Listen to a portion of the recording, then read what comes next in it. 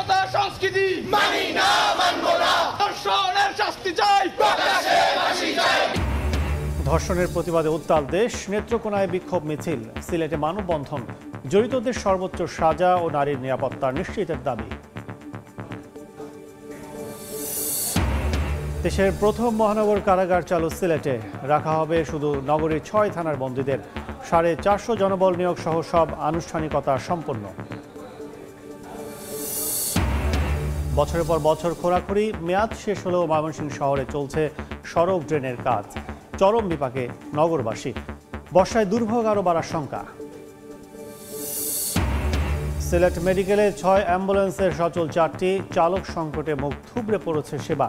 মন্ত্রণালয়ে চিঠি পাঠিয়ে জবাবের অপেক্ষায় কর্তৃপক্ষ। এবং মৌলভীবাজারে বাগানে বাগানে আমের মুকুল, মাঘের আগাম বৃষ্টি আশীর্বাদে বাম্পার ফলনের আশা।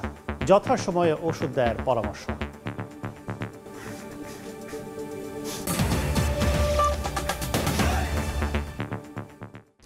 আমন্ত্রণ সময় সংবাদের নিয়মিত আয়োজন বিভাগীয় সময়ে।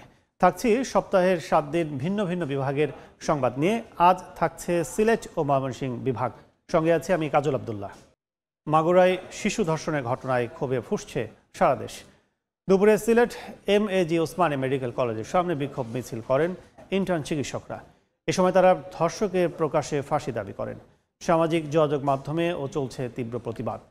আইনশৃঙ্খলা বাহিনীর বেহাল দশা নিয়ে ক্ষোভ প্রকাশ করেন তারা। এদিকে নেত্রকোনা শহরের পুরাতন কালেক্টরেট ভবনের সামনে থেকে বিক্ষোভ মিছিল বের করেন এলাকাবাসী। মিছিলটি জেলা প্রশাসকের কার্যালয়ের সামনে গিয়ে শেষ হয়। পরে সেখানে সমাবেশ করে ধর্ষকদের ফাঁসির দাবি জানান তারা। সিলেটে দেশে প্রথমবারের মতো কার্যক্রম শুরু করেছে মহানগর কারাগার, যেখানে শুধু নগরীর ৬ থানা এলাকার বন্দীদের রাখা হবে। এজন্য ব্যবহার করা হচ্ছে পুরাতন কারাভবন। নওশাদ আহমদ চৌধুরীর ক্যামেরায় বিস্তারিত ইকরামুল কবিরের প্রতিবেদনে। ফরাসি বিপ্লবের সময় 25 একর জমির উপর স্থাপিত হয় সিলেট কেন্দ্রীয় কারাগার। 2018 সালে এই কারাগার থেকে বন্দীদের স্থানান্তর করা হয় 15 কিলোমিটার দূরবর্তী বাধাঘাট এলাকায় স্থাপিত নতুন কারাগারে। তখন পরিত্যক্ত সিলেট কেন্দ্রীয় কারাগার 2 নামে কারাগারের নামকরণ করা হয়। এই কারাগারকে সিলেট মেট্রোপলিটন কারাগারে রূপান্তর করে 23 ফেব্রুয়ারি থেকে নতুন বন্দীদের রাখা শুরু হয়। সিলেট সিটি কর্পোরেশন এলাকা এবং নগরীর 6 থানা এলাকার বন্দীদের এই কারাগারে রাখা হচ্ছে। কারাগারের জন্য 452 জন লোকবল নিয়োগ সহ সকল আনুষ্ঠানিকতা সম্পন্ন করা হয়েছে। সিলেট অঞ্চলের বন্দীরা আপনার মেট্রোপলিটনের অঞ্চলের বন্দীরা আলাদা থাকার যে 7টা পাচ্ছে, এই বিষয়টা আমরা মহানগরগুলোতেও চিন্তা ভাবনা সরকার করছে।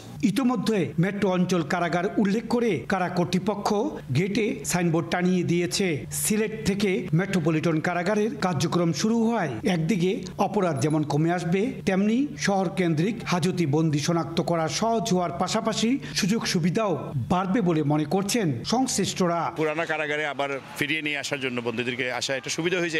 আত্মীয় স্বজন তারা দেখা সাক্ষাৎ করতে পারে। আমরা সিলেটি যেটা আছে বেশি সময় লাগে না, আইয়া তারা দীক্ষা দেখতে পারে। বাংলাদেশের বিভিন্ন মেট্রোপলিটন এলাকায় এইরকম যদি একটা হাজতখানা থাকে তাহলে মেট্রোপলিটন এলাকার জন্য খুবই ভালো হয়। আগে তো বাধাঘাট সবাই সবার চাহিদা, আর এখানেও ডিভিশন ভাগ হয়, এখানে একটি চাপ কম থাকবে। সিলেট বিভাগের 4 জেলা ও সিলেট মেট্রোপলিটন কারাগারের ধারণ ক্ষমতা 4,482, বন্দী রয়েছে 4,344 জন। দেশের প্রাচীনতম এই কারাগারটি নতুন আঙ্গিকে চালু হওয়ার ফলে সিলেট নগরবাসীর ভোগান্তি অনেকটাই কমল বলে মনে করছেন সংশ্লিষ্টরা। ইকরামুল কবির, সময় সংবাদ, সিলেট। ময়মনসিংহ সিটি কর্পোরেশনের চলমান সড়ক ও ড্রেনের নির্মাণ কাজ শেষ না হয় ভোগান্তি যেন পিছু ছাড়ছে না নগরবাসীর। সড়ক ড্রেনে কোথাও চলছে খোরাখুরি, কোথাও আবার কাজ বন্ধ। অনেক জায়গায় কাজ চলমান থাকলেও চলছে ধীর গতিতে। এতে আগামী বর্ষায় দুর্ভোগ কয়েক গুণ বাড়ার শঙ্কা নগরবাসীর। যদিও সিটি কর্পোরেশনের দাবি দুর্ভোগ লাঘবে সর্বোচ্চ গুরুত্ব দিয়ে কাজ করছেন তারা। হোসেন আলীর ছবিতে ওবায়দুল হকের রিপোর্ট। দরজায় কড়া নাড়ছে বর্ষা, তবু শেষ হয়নি ময়মনসিংহ নগরীর বিভিন্ন ওয়ার্ডে চলা রাস্তার খোঁড়াখুঁড়ির কাজ। অনেক জায়গায় কাজ চললেও তাতেও ধীরগতি, আবার একেবারেই বন্ধ হয়ে আছে অনেক এলাকার সড়ক ও ড্রেনের নির্মাণ কাজ। নগরীর জলাবদ্ধতা দূরীকরণে ২০২০ সালে ৪ বছর মেয়াদে ময়মনসিংহ সিটি কর্পোরেশন সড়ক উন্নয়ন ও ড্রেনেজ নেটওয়ার্ক সহ নাগরিক সেবা উন্নতকরণ প্রকল্পে ১,৫৭৫ কোটি টাকা বরাদ্দ দেয়া হয়। এরপর দরপত্র শেষে ৮৬টি প্যাকেজের আওতায় ৩৫৭ কিলোমিটার সড়ক ও ২৪৯ কিলোমিটার ড্রেনের কাজ শুরু হয়। তবে নির্ধারিত সময় পেরিয়ে গেলেও শেষ হয়নি প্রকল্পের অর্ধেক কাজও। এর মধ্যে আবার পট পরিবর্তনে ঠিকাদার লাপাত্তা হওয়ায় একের পর এক বাতিল হচ্ছে কাজ। ইতিমধ্যে বাতিল করা হয়েছে প্রায় ১৭৩ কোটি টাকার 10টি প্যাকেজের কাজ। এতে আসছে বর্ষায় ভোগান্তি বাড়ার শঙ্কা নগরবাসীর। এখনো ড্রেন কমপ্লিট হয় নাই, তার মানে এই বছরও আমাদের পানির ভিতর দিয়েই যাইতে হবে। রড নাই, এই সিমেন্ট নাই, ইট নাই, এটা করে যে ১.৫-২ বছর যাইতেছে ভাই রাস্তার কাজটা আপনাদের গত শীতের সময় শেষ করার ছিল, 10%ও এটা শেষ করা নাই। বৃষ্টি পরে মানে পাও আডুর উপরে মানে গাড়ি উঠবো, পানির থেকে কাদার মধ্যে বেশি ডুবে থাকা লাগবো। আমাদের একটাই চাওয়া যে যত দূরত্ব এই কাজটা করা যায়। নাগরিক সমাজের প্রতিনিধিরা বলছেন, বর্ষার আগে নগরবাসীকে দুর্ভোগের হাত থেকে বাঁচাতে আন্তরিকভাবে কাজ করতে হবে সংশ্লিষ্টদের। আর সিটি কর্পোরেশনের প্রশাসকের দাবি, চলমান কাজ শেষ করতে দেয়া হচ্ছে সর্বোচ্চ গুরুত্ব। আপনি কাজটি করতে পারেন, কাজটি করতে পারবেন না, শুধু ঘুরে ফেলে রাখবেন, এটা যেন না হয়। নতুন টেন্ডার চলমান আছে, বাট এটা হয়তো বর্ষার আগে হবে না। বর্ষাকালে যে মানুষ যে ভোগান্তি, এটা আমি দেখেছি এবং আমরা এটা টপ প্রায়োরিটি দিয়ে বিবেচনা করছি। বাতিল হওয়া প্যাকেজ চালু ও অসম্পূর্ণ কাজ দ্রুত সম্পন্ন করে নাগরিক সেবা নিশ্চিতের দাবি নগরবাসীর। ওবায়দুল হক, সময় সংবাদ, ময়মনসিংহ। এ নিয়ে আলোচনা করতে এই মুহূর্তে ময়মনসিংহ সিটি কর্পোরেশন ভবনে আছেন সহকর্মী ওবায়দুল হক, তার সঙ্গে যুক্ত হচ্ছেন প্রতিষ্ঠানটির প্রধান প্রকৌশলী রফিকুল ইসলাম মিয়া। সরাসরি চলে যাচ্ছে ওবায়দুলের কাছে।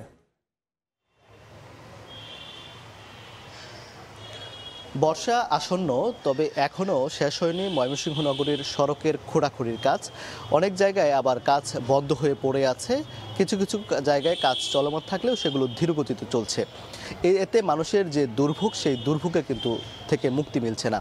তো এই বিষয়ে আলোচনায় আজকে আমার সঙ্গে আলোচনায় যুক্ত হচ্ছেন ময়মনসিংহ সিটি কর্পোরেশনের প্রধান প্রকৌশলী রফিকুল ইসলাম মিয়া। শুরুতে আপনাকে স্বাগত জানাচ্ছি এবং আপনার কাছে জানতে চাই যে আসলে এই যে মানুষের দুর্ভোগ দীর্ঘদিন যাবৎ চলছে, এই দুর্ভোগের আসলে শেষ কোথায়? ধন্যবাদ। ময়মনসিংহ সিটি কর্পোরেশনের সড়ক উন্নয়ন ড্রেনেজ নেটওয়ার্ক সহ নাগরিক সেবা উন্নতকরণ নামে একটি প্রকল্প ২০২০ সালের ৮ই ডিসেম্বর একনেকে অনুমোদন হয়।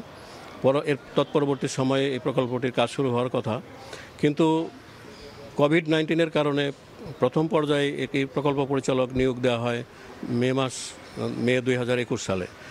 ফলে জুলাই ২০২১ থেকে আসলে আমরা দরপত্র কার্যক্রমে শুরু করতে পেরেছিলাম। এরপরে আমরা যেই ঠিকাদারগুলো নিয়োগ করেছি, আবার অর্থ বরাদ্দ আমরা পাই সেপ্টেম্বর ২০২১ সালে প্রথম অর্থ বরাদ্দ পাই, যে কারণে ৯ মাস শুরুতেই আমাদের বিলম্ব হয়েছিল। পরবর্তীতে যখন কোভিডের কারণে আরও কিছু সময় আমাদের ল্যাপস হয়, পরবর্তীতে আমরা 89টি প্যাকেজের কাজ আমরা শুরু করতে পারি 113টি প্যাকেজের মধ্যে। যেই প্যাকেজগুলোর মধ্যে 4টি প্যাকেজের কাজ ইতিমধ্যে শেষ হয়েছে, বাকি কাজগুলো চলমান ছিল। 5ই আগস্টের পরে যেই 5-6 মাস দেশের সার্বিক পরিস্থিতির কারণে ঠিকাদাররা কাজ বন্ধ রেখেছিল, অনেকেই হয়তো পলায়ন করেছে, যে কারণে আমি বলবো যে আমাদের আসলে এই প্রকল্পের বাস্তবায়নকাল 3.5 বছর থাকলেও আমরা মূলত বাস্তবায়নের সময় পেয়েছি 2 থেকে 2.5 বছর। এখানে একটা বড় সময় আমাদের নষ্ট হয়ে গেছে। তাছাড়া এই প্রকল্পের যে অর্থ বরাদ্দ ছিল আছে 1575 কোটি টাকা, আমরা এই পর্যন্ত অর্থ বরাদ্দ পেয়েছি মাত্র 50% অর্থ বরাদ্দ পেয়েছি। আমাদের এই প্রকল্পের বর্তমান অগ্রগতি 45% মতো। সো এই প্রকল্পের মেয়াদ ডিসেম্বর 2024-এ শেষ হওয়ার কথা ছিল।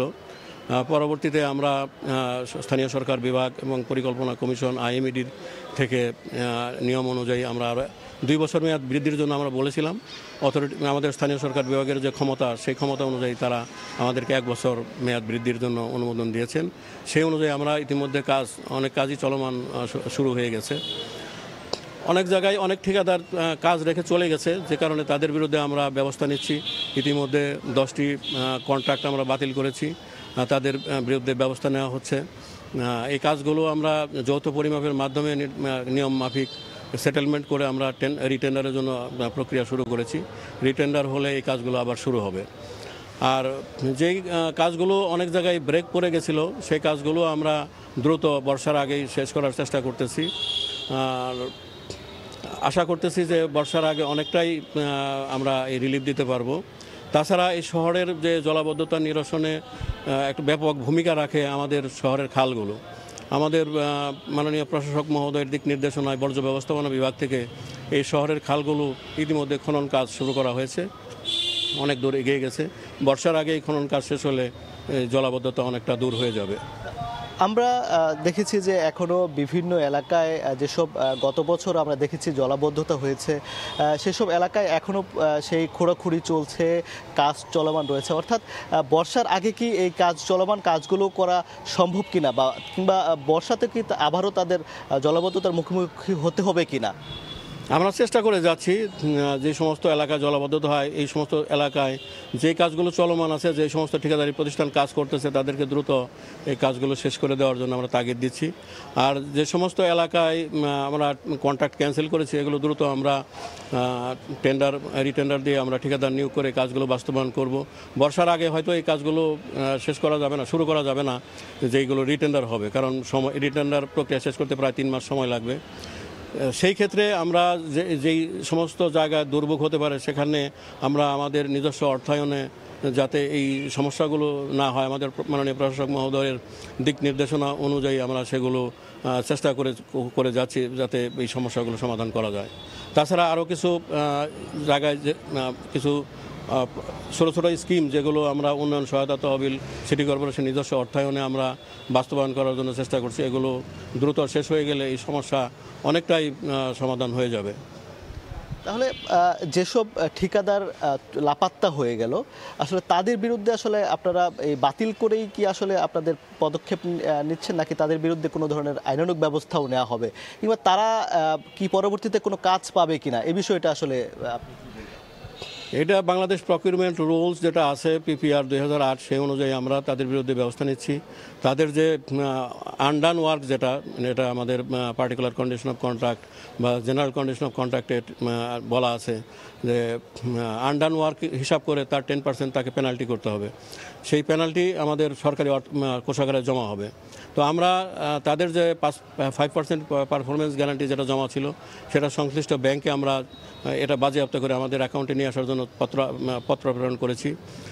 ব্যাংকের সাথে আমাদের কমিউনিকেশন হচ্ছে, কিন্তু ব্যাংকও এক্ষেত্রে অনেক ক্ষেত্রে আমাদেরকে সহযোগিতা করতেছে না, কারণ তাদের এই পারফরমেন্স সিকিউরিটি যেটা, এটা 5% যদি আমরা আমাদের অ্যাকাউন্টে চলে আসে, তাহলে এটা সেটেলমেন্ট আমাদের জন্য একটু সহজ হতো আর কি।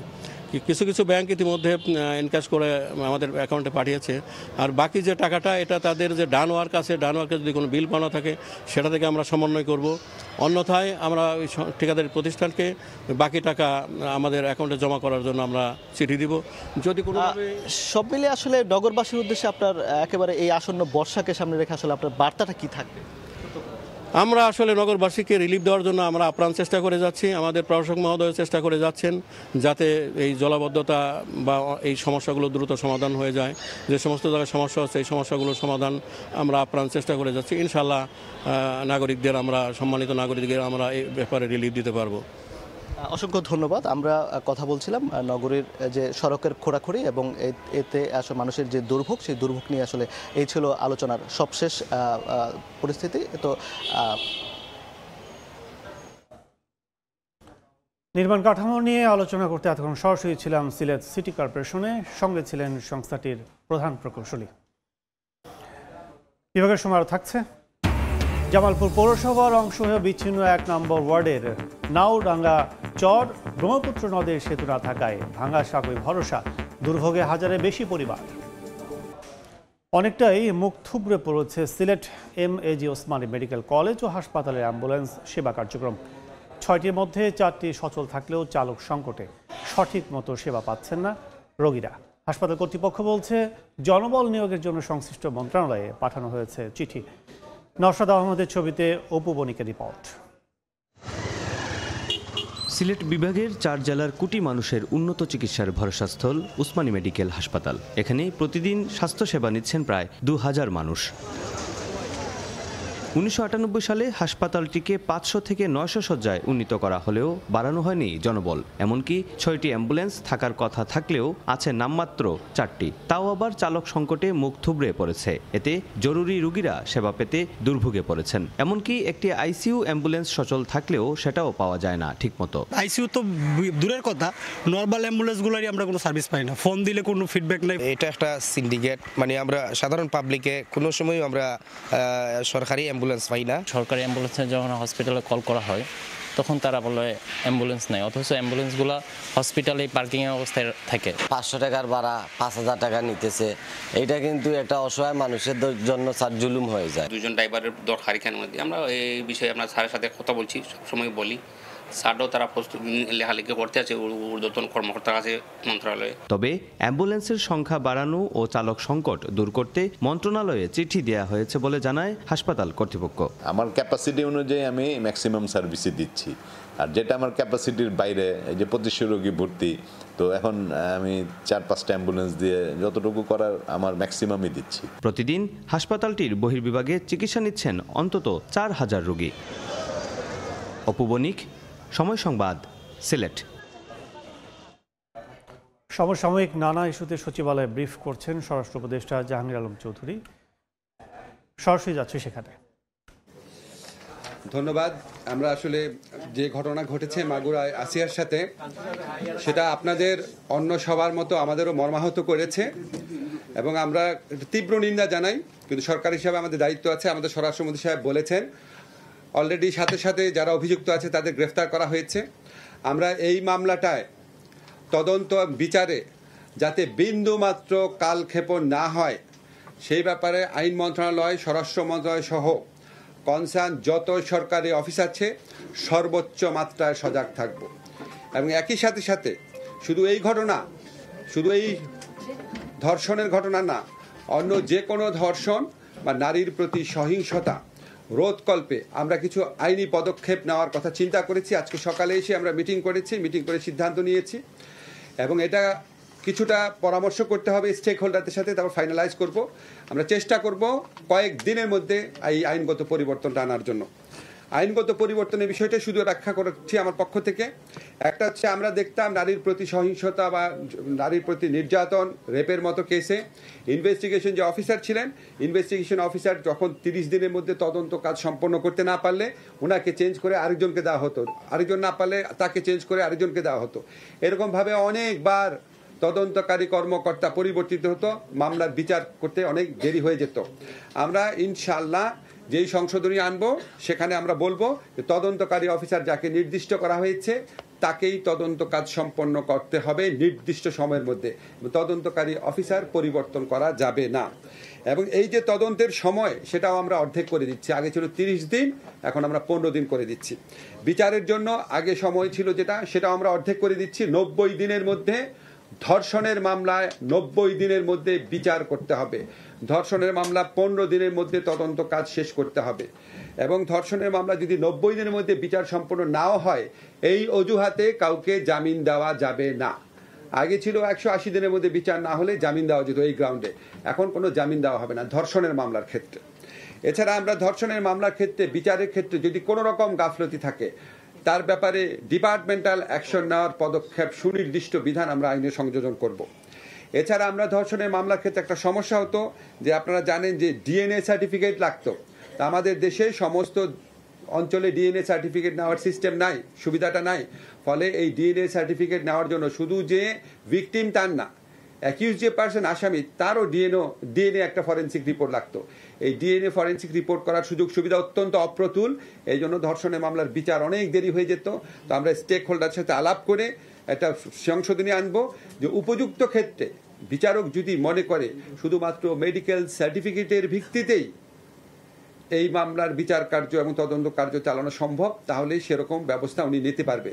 আপনারা মাগুরের ঘটনা যদি দেখেন, মাগুরার ঘটনার মতো ক্ষেত্রে এরকম আরও অনেক ঘটনা ঘটতে পারে যেখানে আসামিরা হাতে নাতে ধরা পড়ে।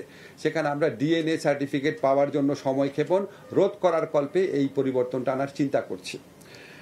আরেকটা হচ্ছে আমাদের সরকারের পক্ষ থেকে সমস্ত ডিস্ট্রিক্টে ডিএনএ ফরেনসিক ল্যাবরেটরি স্থাপন করার জন্য অচিরেই ব্যবস্থা নেওয়া হবে, পদক্ষেপ নেওয়া হবে।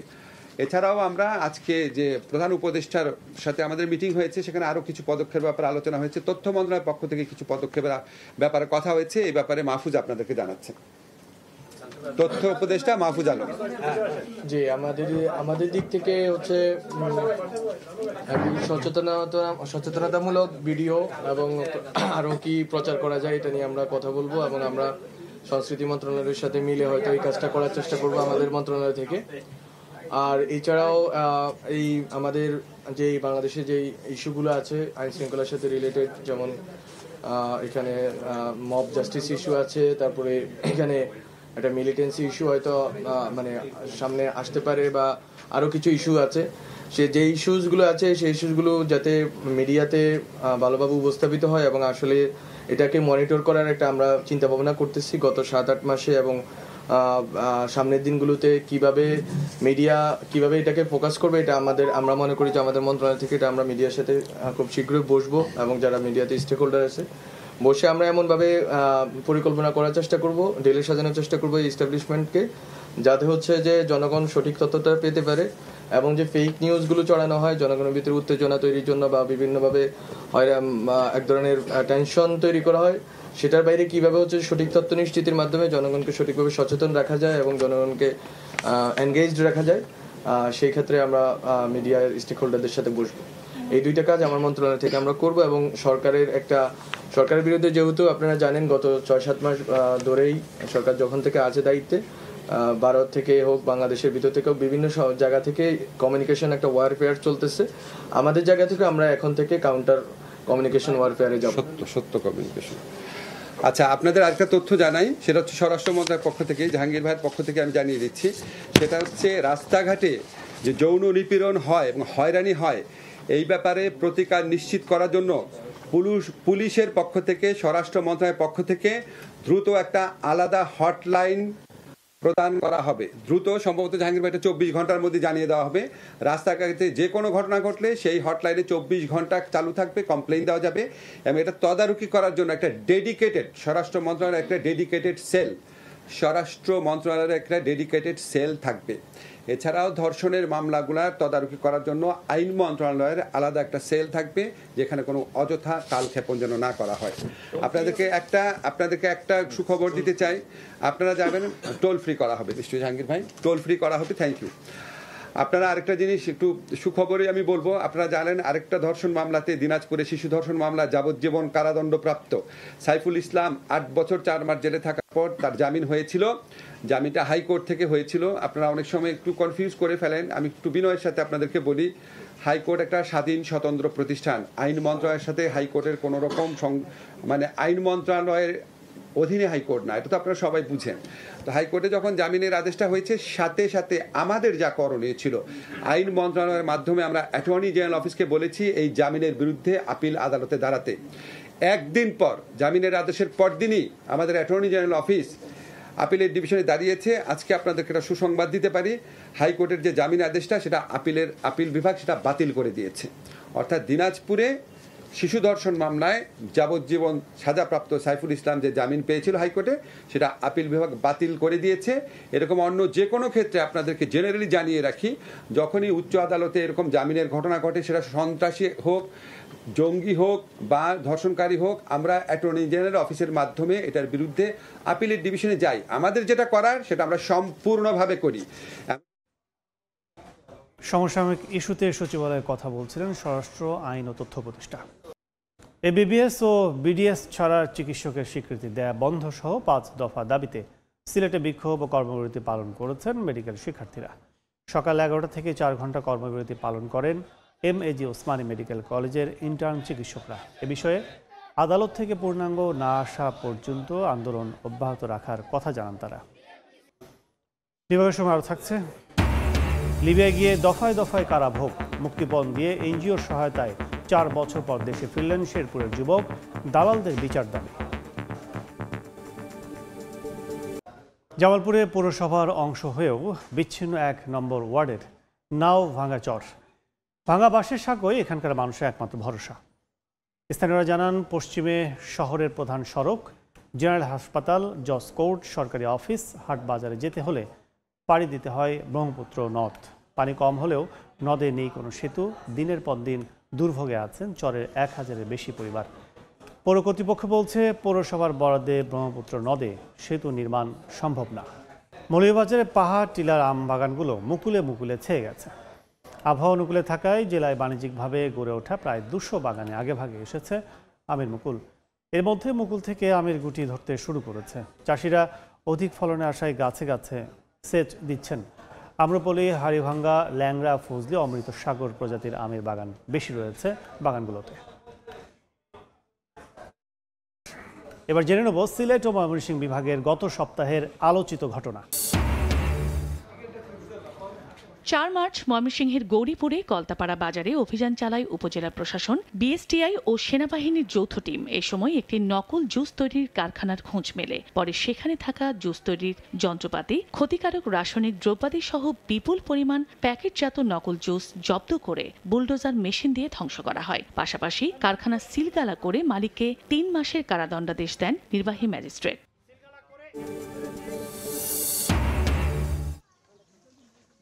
6 মার্চ রাত 3টার দিকে সিলেটের জকিগঞ্জ সীমান্ত অতিক্রম করে ভারতে প্রবেশ করেন কানাইঘাট উপজেলার শাহিদ মিয়া নামে এক বাংলাদেশি। সেখানে ভারতীয় খাসিয়া সম্প্রদায়ের সঙ্গে দ্বন্দ্বের জেরে তাকে পিটিয়ে হত্যা করে স্থানীয় লোকজন। বিষয়টি জানতে পেরে মরদেহ ফেরত আনার প্রক্রিয়া শুরু করে বিজিবি। এই ছিল বিভাগীয় সময়। আগামীকাল থাকবো বরিশাল বিভাগের আয়োজনে। সঙ্গে থাকুন সময়।